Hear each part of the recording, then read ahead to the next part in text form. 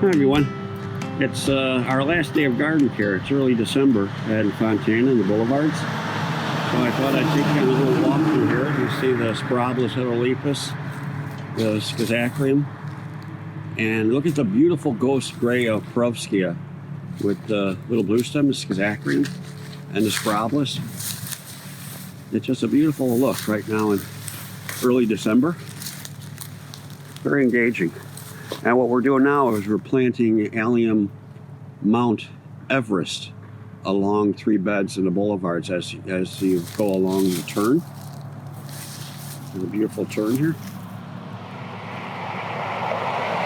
So I'm going to take a little blue stem. Isn't that fall color beautiful? And there's so many good selections out right now too that you can have quite a bit of diversity with the Schizachrium. Also mixed with the good selections of Perovskia. Okay, let's go take a look and see what Mike and Isidro are doing our last garden care day.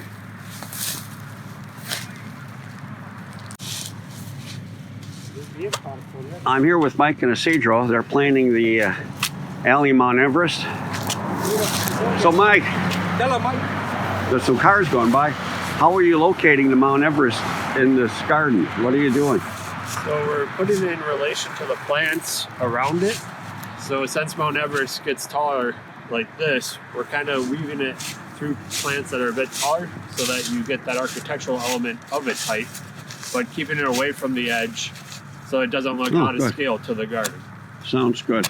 Yeah, I think it'll be impactful, that's for sure. It's a hell of an Allium Mt Everest. It's very impactful. Great to see next year. There's Isidro helping along. Hello, Roy. And it's our last garden care day, so it's kind of cool. With the year we've had, all of us, things come and go, and change is always beneficial. We're going to get through this as the best we can. Thanks, everybody. See you later.